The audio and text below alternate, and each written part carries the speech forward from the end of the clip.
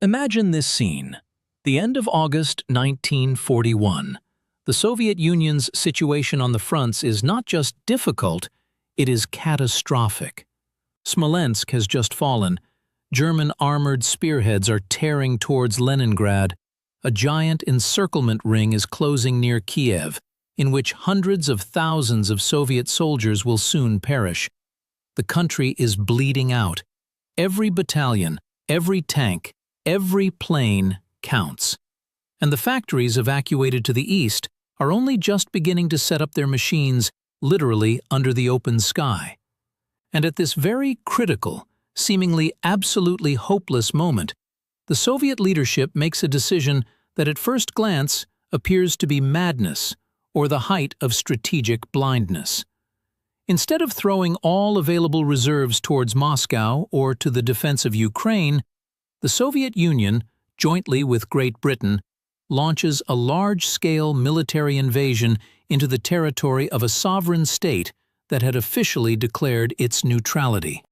3 full-fledged Soviet armies, manned by seasoned fighters, supported by over 1,000 tanks and hundreds of warplanes, crossed the border into Iran. This operation, codenamed Agreement, went down in history as one of the most cynical, yet at the same time, most effective and strategically justified moves of the Second World War. But was it truly a small, victorious war conducted with surgical precision? Or are we dealing with a classic manifestation of imperial partition of the world, where the interests and sovereignty of a weak neighboring state were mercilessly trampled under the treads of Allied tanks?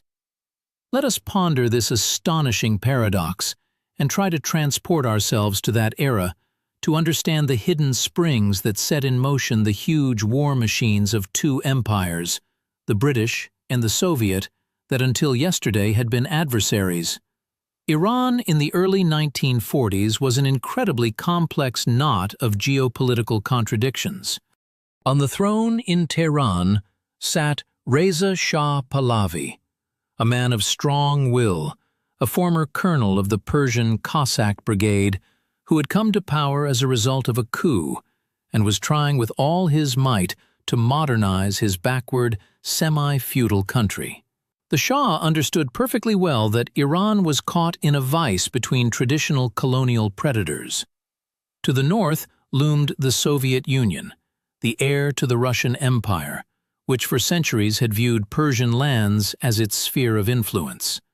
In the south, the British held sway, controlling all the key oil fields through the Anglo-Iranian Oil Company and having turned the Persian Gulf into their private lake. Trying to break out of this age-old trap, Reza Shah placed his bets on a third force, Nazi Germany. For Iran, the Third Reich seemed an ideal partner.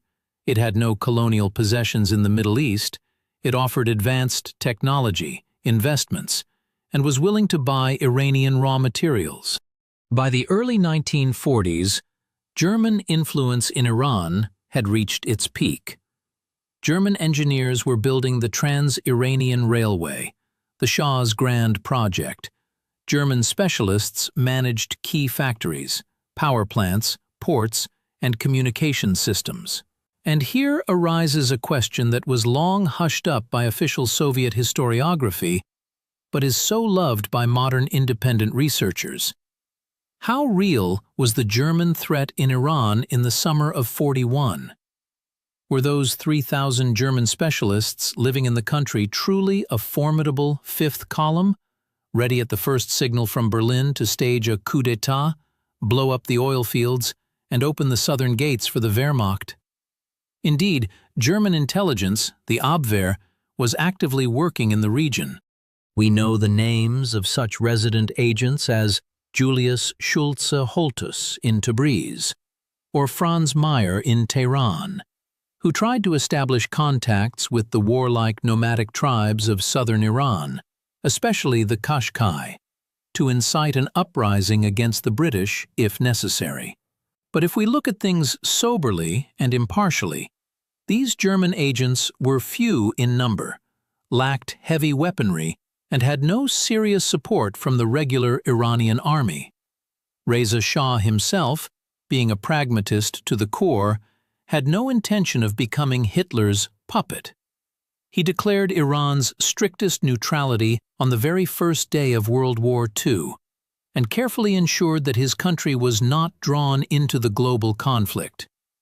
However, for Moscow and London, this neutrality seemed too fragile and unreliable, especially against the backdrop of the rapid advance of German troops eastward.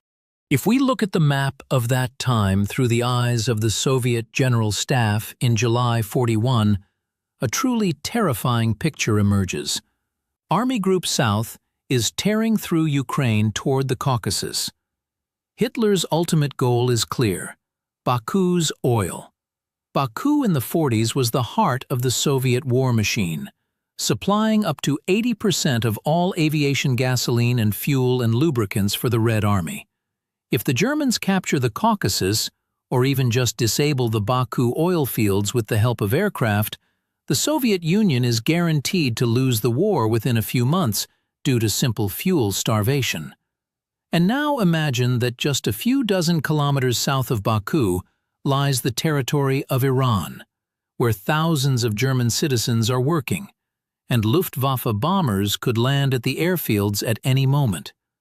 For Stalin, this was a nightmare scenario of a second front, right at the soft underbelly of the country. Leaving such a strategic flank open when the fate of the state hung by a thread was an unaffordable luxury. London reacted to the situation no less sharply. For the British Empire, losing control over the Abadan oil fields in southern Iran would have meant the immediate paralysis of the Royal Navy in the Mediterranean and the Indian Ocean. The Abadan refinery was the largest in the world at that time, and the British were almost entirely dependent on it. Furthermore, Iran bordered British India through Baluchistan, and the appearance of German troops in Tehran would put the jewel of the British crown at risk. Thus, the mortal danger looming over the USSR and the critical interests of Great Britain converged at a single point. Yesterday's irreconcilable ideological enemies, Bolshevik Moscow and capitalist London, found themselves in the same boat after the 22nd of June. And the first joint step of this forced but strong alliance was to be the resolution of the Iranian question. Let us analyze the diplomatic prelude to this drama, which unfolded in July to August of 1941. It was a classic example of superpower pressure on a weak neighbor. The Soviet ambassador in Tehran, Andrei Smirnov, and his British colleague, Sir Reeder Bullard, began a veritable diplomatic siege of the Iranian government.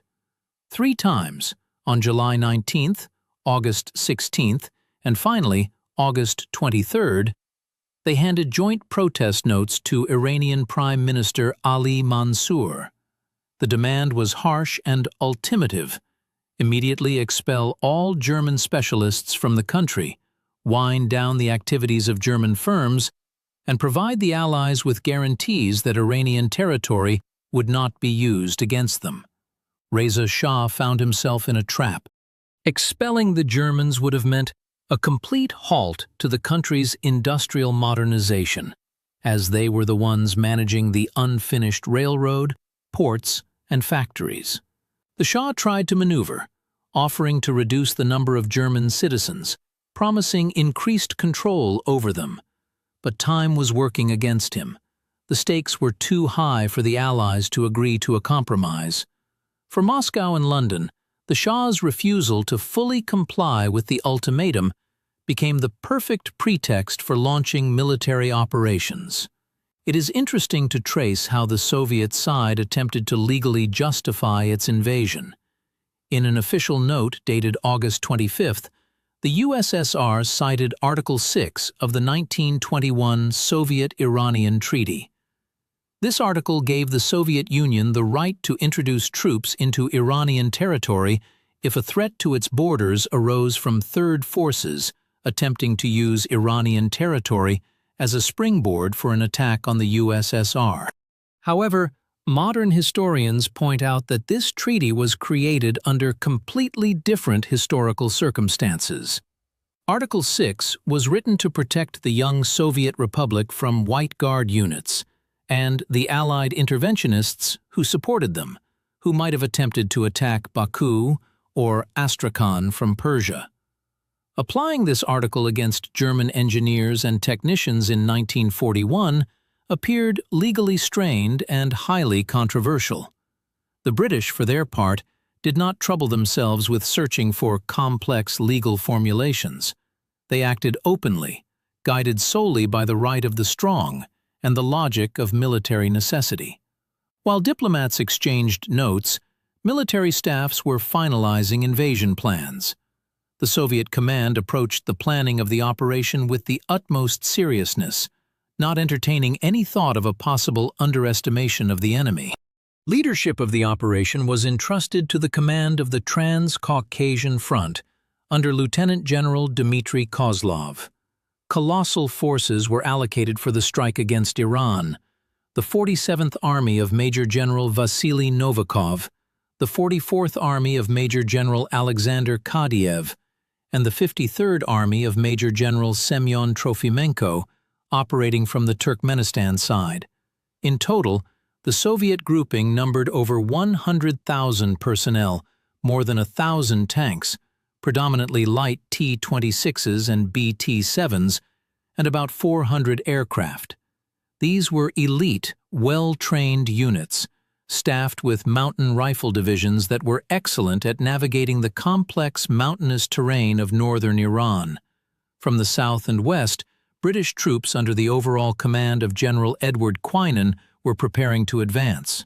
This grouping, known as Iraq Force or PI Force, included the 10th Indian Infantry Division under Major General William Slim, the 9th Armored Brigade, and units of the Royal Navy. The British plan, codenamed Operation Countenance, envisioned the rapid capture of the Abadan oil fields, the ports of Bandar Shahpur and Khorramshahr, and a swift thrust northward to meet the Soviet forces through the strategically important mountain passes in the Kermanshah region. What could Iran oppose to this double blow? The Iranian army, created by Reza Shah, looked impressive only at parades in Tehran. It numbered about 150,000 men, organized into 9 divisions, and possessed a certain amount of modern equipment, including Swedish Bofors anti-aircraft guns and light Czechoslovak TNH tanks, better known as LT-38s. However, the Iranians had virtually no modern combat aircraft, just about 200 obsolete British-made biplanes, and their fleet in the Persian Gulf consisted of a few Italian sloops and gunboats. But the main problems of the Iranian army were the complete lack of experience in conducting modern maneuver warfare, the poor training of the officer corps, and the catastrophically low morale of the soldiers, who were conscripted from the poorest strata of the peasantry. Iranian generals were prepared for punitive operations against rebellious tribes, but they had not the slightest idea how to counter a coordinated strike by the 2 strongest armies in the world. On the 25th of August 1941, at 5 o'clock in the morning, without a declaration of war, the Allied troops crossed the Iranian border. In the north, the Soviet 47th Army began fording the Iraq's river in the Julfa region. Let's look at these maps. Soviet tank columns moved along the narrow mountain roads of Iranian Azerbaijan, bypassing Iranian defensive positions and striving to reach Tabriz as quickly as possible. Simultaneously, the 44th Army advanced along the Caspian Sea coast through the Talish Mountains toward Ardabil. To completely paralyze the enemy's will to resist, Soviet aviation carried out bombing raids on military installations in Tabriz, Ardabil, and Rasht. These were not carpet bombings of residential areas, but the very fact of the appearance of Soviet bombers in the skies over Iranian cities had a shocking effect on the local population and military command. A quick and effective amphibious operation was conducted on the Caspian coast. Ships of the Caspian Military Flotilla, under the command of Rear Admiral Fyodor Sedelnikov, landed a tactical assault force in the area of the port of Pahlavi, now Bandar-e-Anzali. The Iranian garrison attempted to resist, fortifying themselves in the port facilities, but after a short artillery bombardment from Soviet gunboats and several airstrikes, the Iranian soldiers began to surrender en masse, or retreat inland. Soviet units advanced at an average speed of 40 to 50 kilometers per day, encountering almost no organized resistance. The local inhabitants met the Soviet soldiers more with curiosity and fear than with hostility, and in some Kurdish and Azerbaijani regions of northern Iran, the appearance of the Red Army was even perceived as a deliverance from the harsh oppression of the Tehran central government. Meanwhile, in the south, British troops acted no less decisively and harshly. In the Persian Gulf, the British sloops HMS Falmouth and HMAS Yara suddenly attacked Iranian ships anchored in the roadstead of Khorramshahr. It was a short but tragic battle. The commander of the Iranian fleet, Admiral Gholamali Bayandor, was killed right on the deck of his flagship while trying to organize a defense. He refused to surrender, understanding the hopelessness of the situation, and his death became a symbol of courage, but also of the complete futility of Iranian resistance. The entire Iranian fleet in the Gulf was destroyed or captured by the British within a few hours. At the same time, Indian infantry units landed on Abadan Island and stormed the giant oil refinery. The Iranian plant guards attempted to return fire, but were quickly suppressed by the professional actions of British commandos. Having captured the key ports and terminals, British armored columns rushed north, overcoming the mountain passes of the Zagros on their way to Kermanshah. Panic reigned in Tehran. Upon receiving the first reports of the invasion's start, Reza Shah could not believe what was happening. He paced frantically around his palace, demanding explanations from the British and Soviet ambassadors. The Shah even sent a personal telegram to U.S. President Franklin Roosevelt imploring him to intervene and stop the aggression against a neutral state, citing the principles of the Atlantic Charter, which Roosevelt and Churchill had signed just 2 weeks prior. But the response from Washington was cold and disappointing. Roosevelt stated bluntly that the United States fully supported the actions of Great Britain and the USSR, as victory over Nazi Germany was an absolute priority for the entire civilized world, and Iran must understand this. This was the moment of collapse for all the Iranian monarch's illusions. He realized he was left alone against a colossal force ready to grind his country to dust. On August 27th, Soviet bombers appeared in the skies over Tehran. They dropped not bombs on the capital, but millions of leaflets explaining the reasons for the troop deployment and calling on the population to remain calm and not offer resistance. However, the psychological effect was achieved. Tehran's residents began to flee the city en masse, fearing devastating air raids. By this time, the Iranian army had effectively ceased to exist as a unified military organism.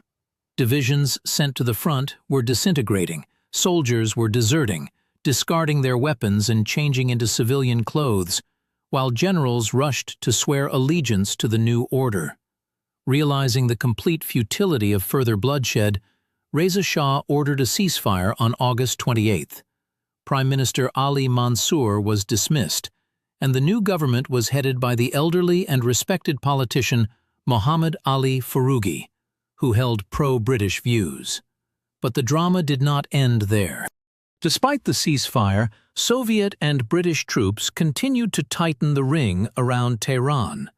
The Allies demanded not merely a cessation of hostilities, but full and unconditional compliance with all their conditions. The closure of the diplomatic missions of Germany, Italy, and their allies, the handover of all German citizens in the country, and the transfer of all of Iran's transport infrastructure to the control of Allied forces. Reza Shah attempted to drag out negotiations, hoping to salvage the remnants of his prestige and sovereignty.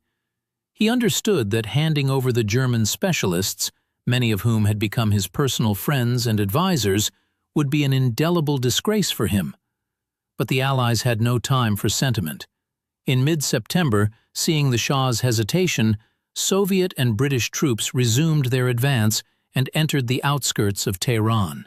On September 16, 1941, when Soviet tanks were already on the approaches to the Shah's Sadabad palace, Reza Shah Pahlavi signed the Act of Abdication in favor of his 21-year-old son, Mohammad Reza Pahlavi.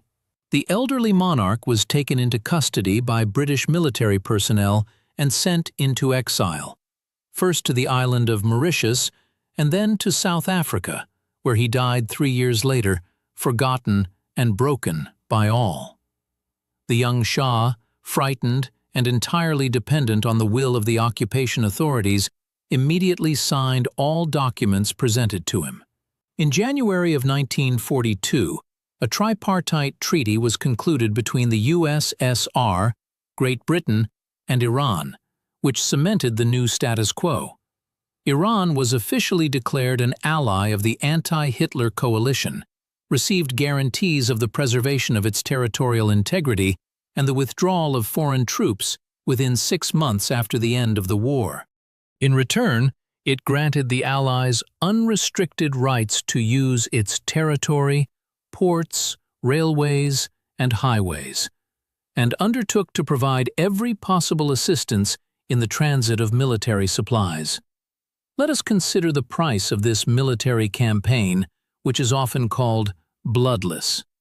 Indeed, against the backdrop of the colossal battles on the Soviet-German front, the losses of the sides in Iran seem negligible. The Red Army lost about 50 men killed, the British 22 soldiers. The losses of the Iranian army amounted, by various estimates, from 800 to 1,000 men killed. But behind these dry numbers lies a profound tragedy for an entire people. The invasion dealt a severe blow to the national pride of the Iranians. A country that had just begun to emerge from centuries of backwardness once again found itself divided into spheres of influence, as in the times of the worst colonial treaties of the early 20th century. The north of the country was controlled by the Soviet military administration, the south by the British. Tehran turned into a crossroads of intelligence agencies, where the special services of the Allies waged a sophisticated game, suppressing any attempts at resistance or sabotage by the local population. Yet it was this harsh step, bordering on open violence, that made possible the creation of what would later be called the Persian Corridor, the most vital artery that largely predetermined the outcome of the entire Second World War. Prior to the troop deployment, the Trans-Iranian Railway, which connected the ports of the Persian Gulf with the Caspian Sea, was single-track, technically backward, and unsuited for transporting millions of tons of cargo. It could only handle a few trains per day. The capacity of the ports was negligible, and it was here that a true engineering miracle began, the scale of which is difficult to overstate. Under the guidance of Soviet, British, and later American specialists, a total modernization of Iran's entire transport system commenced.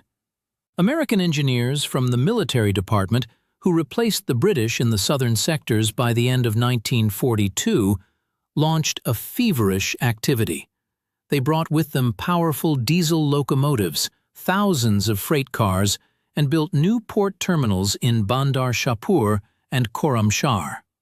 In southern Iran, in the very heart of the scorching desert where summer temperatures rose to 50 degrees Celsius in the shade, giant vehicle assembly plants were built in Andimeshk. Here, the famous American Studebaker trucks, Willis Jeeps, and heavy 3-axle Dodge tractors arrived in crates, disassembled. They were assembled on site by local workers under the direction of American sergeants, and immediately, still warm, were driven north through the Elburz mountain passes, loaded with ammunition, medicine, and food. Let us turn to the dry but incredibly eloquent statistics of Lend-Lease. During the war years, over 4 million tons of the most important strategic cargo were delivered to the Soviet Union via the Persian Corridor. This is almost a quarter of all the aid received by the USSR from the Allies. What passed through Iran was not just canned stew and overcoats. Along this route to the front went thousands of aircraft, Airacobra and Kitty Hawk fighters, Boston bombers, which were flown by Soviet pilots from the airfields of Abadan and Tehran directly to active units. Along this route went hundreds of thousands of tons of strategic metals, copper, aluminum, tin, without which the Soviet defense industry could not have produced its famous T-34 tanks and IL-2 attack aircraft. Along this route went millions of automobile tires, tons of explosives, gunpowder, communication equipment, and petroleum products. But most importantly, the Persian Corridor gave the Red Army mobility. Those very Studebakers, assembled in the Iranian desert, became the primary means of transport for Soviet artillery. The legendary Guards mortars, the Katyushas, were mounted on them. It was these vehicles that allowed the Soviet command to conduct the swift offensive operations of 43 to 44, rapidly redeploying reserves and supplying the advancing units with everything necessary. Without this powerful logistical support, flowing in a continuous stream from the south, Soviet soldiers would have had a much harder time, and the war itself could have dragged on for many more months, if not years, claiming millions more human lives. And now let's ask a question often overlooked by proponents of easy solutions. What would have happened if the USSR and Great Britain had shown indecisiveness and respect for abstract international law, leaving Iran neutral in 41? Let's imagine this alternate scenario. Summer of 42. German Army Group A is rushing towards the Caucasus. The Nazi flag with the swastika is already flying over the peak of Elbrus. German mountain troops are fighting in the passes of the main Caucasus range. Baku is just a few marches away. And at this moment, behind the fighting Soviet troops, lies a formally neutral, but in reality German agent-infested, Iran. The Abwehr incites a revolt of the Qashqai tribes in the south, paralyzing the British oil fields. A pro-German coup occurs in Tehran.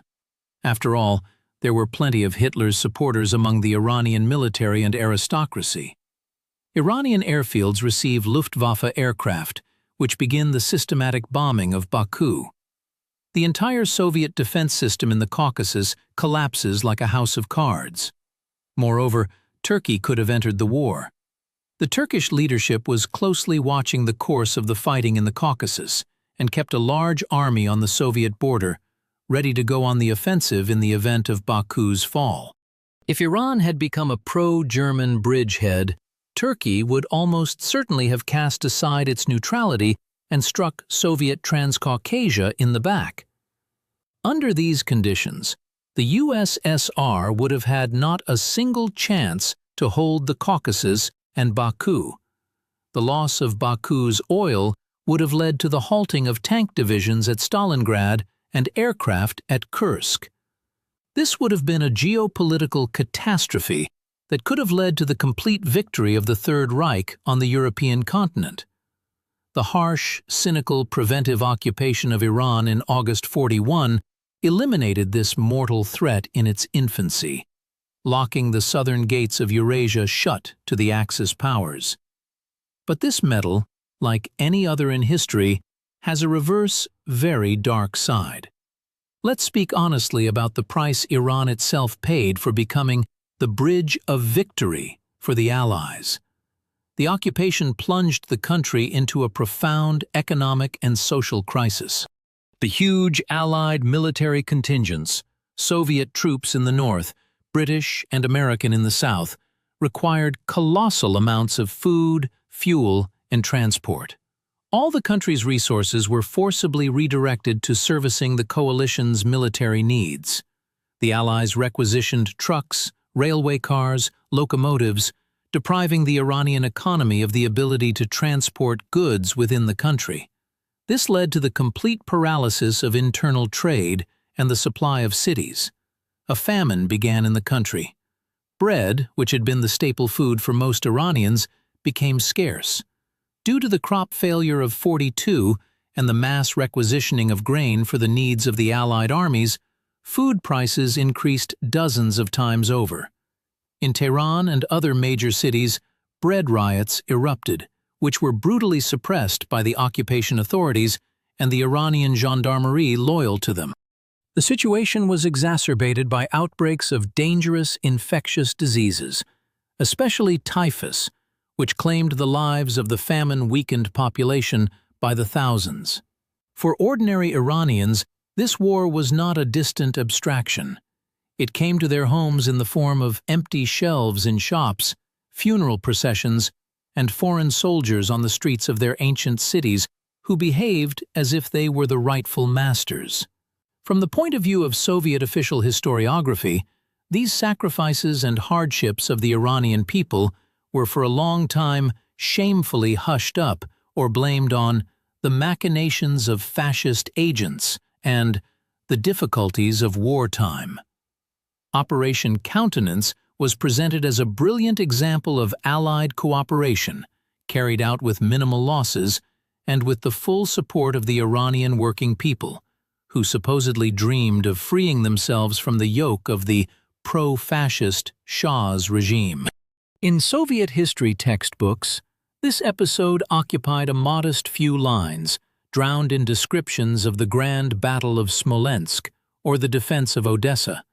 It was a convenient omission that allowed them to avoid focusing on the fact that the USSR behaved in this situation as a classic colonial power of the 19th century, dividing the world into spheres of influence behind the backs of weak nations. Western historiography, particularly British and American, also long preferred to focus on the heroic aspects of Lend-Lease and the triumph of logistics of the Persian corridor. English memoirists describe the operation as a forced but absolutely justified step aimed at protecting democracy and saving the world from Nazi barbarism. At the same time, questions of violating Iran's sovereignty, overthrowing the legitimate monarch, and exploiting the country's resources were presented as inevitable costs of total war, in which the survival of all humanity was at stake. It was a logic of pragmatism, where the end fully justified any means. Iranian historical science, however, views the events of '41 with a mixed feeling of deep bitterness, resentment, and national humiliation. For Iranians, the introduction of troops was yet another confirmation that their country was merely a pawn on the geopolitical chessboard for the great powers, a pawn that could be sacrificed at any moment for their own interests. They remember how, in 1907, Russia and Great Britain had already divided their country into spheres of influence, and 1941 became merely a repetition of this nightmare at a new historical turn.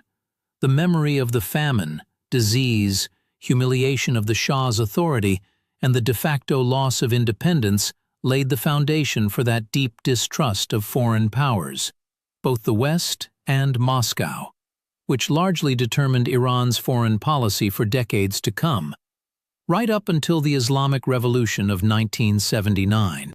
And so now, as the entire panorama of those dramatic events unfolds before us, as we know the facts, figures, hidden motives of the participants, and the consequences of this step, we approach the main question of our investigation.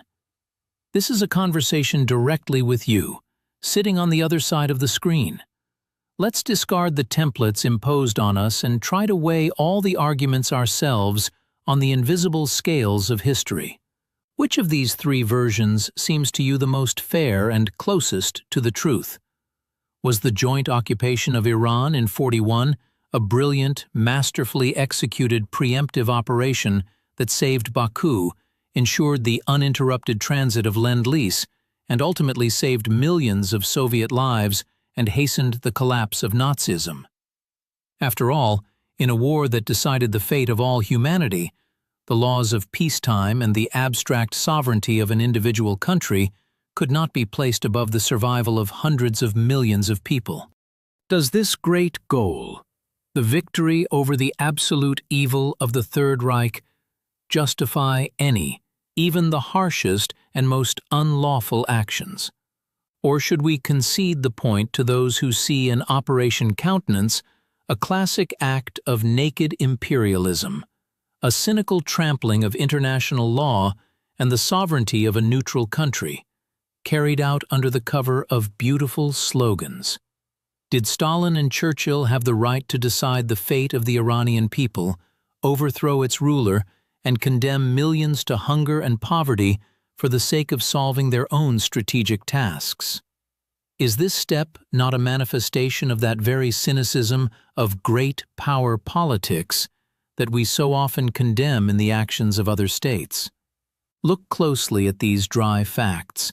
Juxtapose the tragedy of starving Tehran with the life-saving stream of Studebakers headed for Stalingrad, and try to make your own unbiased choice. History rarely offers simple, black-and-white answers, and the Iranian campaign of 41 is a vivid confirmation of that. Which side of the scale outweighs for you, cold, cruel military necessity, or the unshakable principle of every people's sovereign right to their own destiny? Think about it, weigh all the pros and cons, and decide who the allies in Iran were in August of 41, saviors of the world or ruthless conquerors.